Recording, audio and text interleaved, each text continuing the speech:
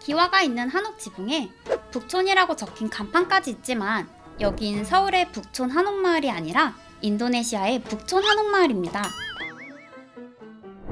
코로나19 사태로 한국 관광을 못하는 인도네시아 사람들을 위해서 북촌 한옥마을을 본뜬 테마공원을 자바섬에 만든 겁니다. 그런데 이런 테마공원이 또 있다고 합니다. 5년 전 인도네시아에 문을 연 한국 테마공원 리틀 서울. 명동과 같은 서울의 대표 거리를 참고했다는데 한글 간판으로 가득 찬 골목을 들어가면 한국을 테마로 한 다양한 식당이 있고 그곳에서 떡볶이, 치킨, 짜장면, 김밥 등 우리에게 익숙한 한국 음식을 먹을 수 있습니다.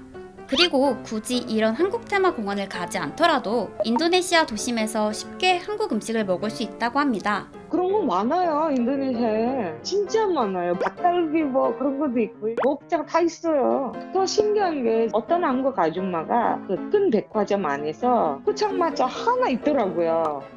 실제로 한국식 포장마차 컨셉의 식당을 찾을 수 있었죠. 한국 음식이 인기가 많다 보니 맥도날드에서 인도네시아의 떡볶이 소스가 들어간 메뉴를 출시한 적도 있습니다. 한국 음식뿐만 아니라 한국 단어에도 익숙하다고 해요. 인도네시아와 한국어 섞여서 얘기하는 애들도 되게 많으세요. 대박, 친구, 인싸 같은 표현들은 이미 일상에서 자주 쓰이는 표현이라고 합니다. 최근엔 인도네시아 유튜버들이 한국 스타일로 집 꾸미는 영상까지 올리고 있다고 해요. 파도 끝나지 않는 인도네시아 사람들의 한국 사랑. 실제로 2018년 해외문화홍보원에서 실시한 설문조사를 보면 한국에 대한 호감도가 가장 높은 나라 1위가 인도네시아였습니다. 하지만 처음부터 한국에 대한 이미지가 이렇게 좋았던 건 아니라고 합니다.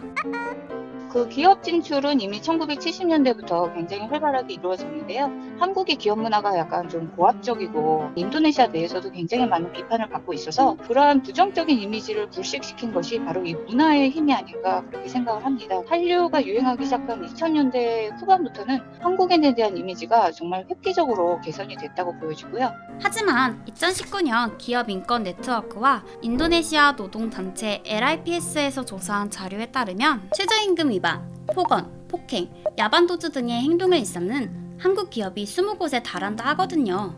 최근엔 한국인 직원이 현지 직원을 발로 위협하는 영상이 SNS에 퍼지면서 논란이 되기도 했습니다.